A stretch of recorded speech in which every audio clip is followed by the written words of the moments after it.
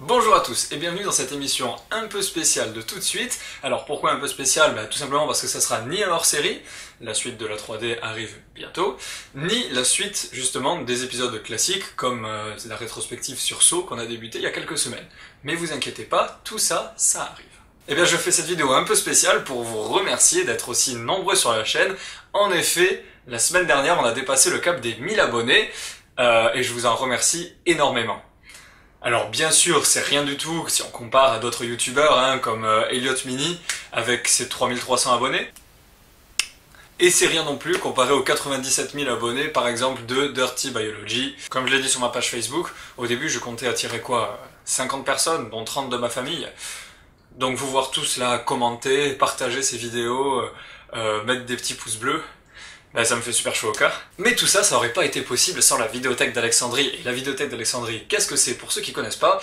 Tout simplement, c'est une page Facebook et une chaîne YouTube, et aussi un forum, qui recense le contenu culturel de YouTube, qu'ils jugent eux-mêmes de qualité. Et comme ma candidature a été acceptée sur cette page, et donc automatiquement sur cette chaîne YouTube aussi, je dois vous avouer que, automatiquement, ça m'a donné une visibilité sans précédent, et je vous remercie énormément les gars, c'est super sympa. Alors je me suis beaucoup posé la question, qu'est-ce que je pourrais faire pour les 1000 abonnés, et je vous avoue que j'ai mis pas mal de temps à trouver. Et finalement je me suis dit, si on veut continuer notre histoire ensemble, sur tout de suite, il faut mettre au clair certains points. Et le point le plus important, c'est ma manière de critiquer et de juger un film. Alors en effet, ma manière de critiquer un film n'a rien de révolutionnaire, pas du tout, loin de là.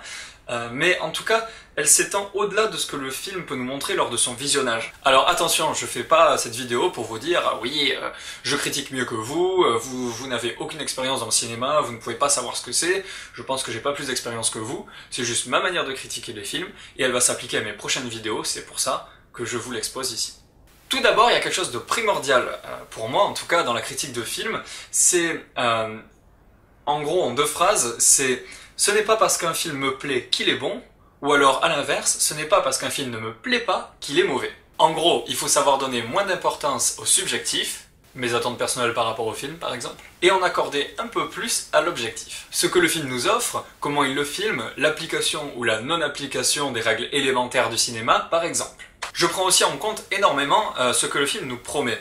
Pour prendre un exemple cité par Durandal dans un de ses « Pourquoi j'ai raison, vous avez tort », le film Transformers nous promettait quoi? Il nous promettait de la baston, des jolies filles et des voitures qui se transforment. C'est ce qu'il a fait.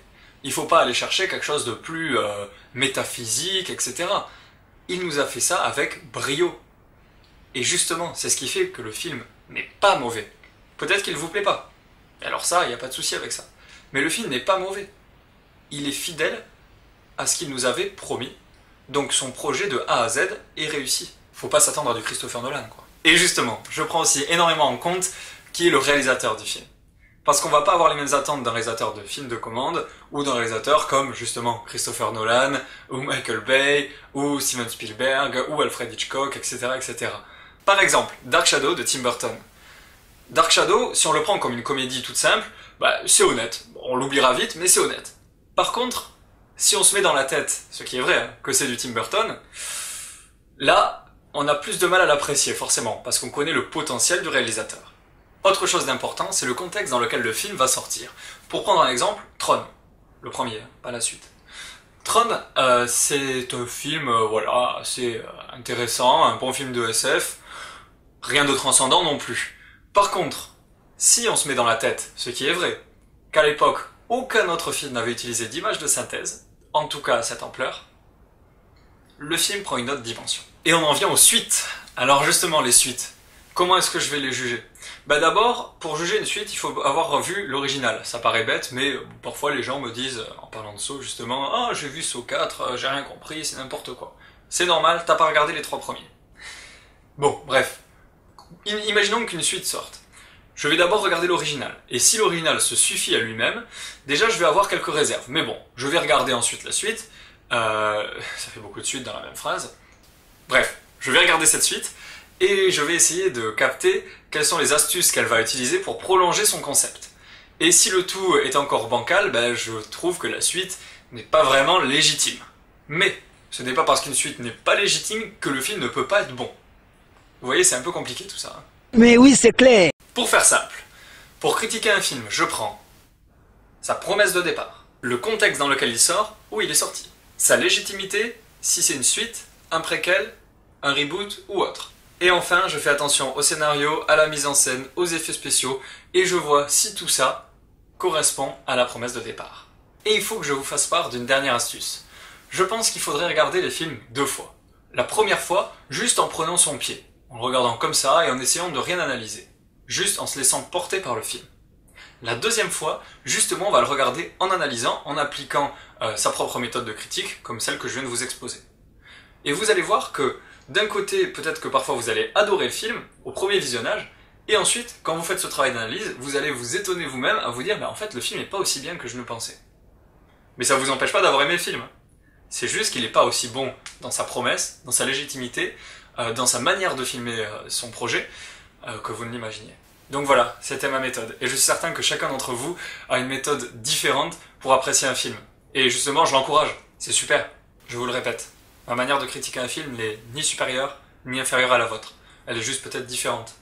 Je trouvais ça simplement nécessaire dans cette chaîne qui grandit, qui va accueillir quelques rétrospectives, comme celle de Saw, qu'on a commencé, de mieux vous faire part de ma manière de voir un film. Voilà. J'espère avoir été clair, j'ai condensé toute cette mécanique en quelques minutes. J'espère que je vous ai pas perdu. En tout cas, n'hésitez pas à me poser des questions ou à en débattre dans les commentaires ou bien sur ma page Facebook. Alors sur cette page Facebook, j'y suis beaucoup actif parce que je partage des statuts qui vous expliquent où en sont les prochains épisodes. Est-ce que l'écriture est finie? Est-ce que le tournage est prêt? Est-ce que j'en suis au montage? Et aussi, et surtout, justement, j'ai envie de dire plutôt, je partage plein d'articles, souvent d'Allociné, mais bon, parfois d'autres sites, qui vont vous parler de projets de suite qui sont annoncés, qui sont en cours ou qui ont été annulés. Donc si vous vous intéressez au cinéma et aux suites en général, n'hésitez pas à liker ma page, je vous rappelle que le lien est dans la description. Merci encore d'être aussi nombreux sur cette chaîne et merci d'avoir regardé cette vidéo et je vous dis à très bientôt pour le prochain épisode de Tout de suite.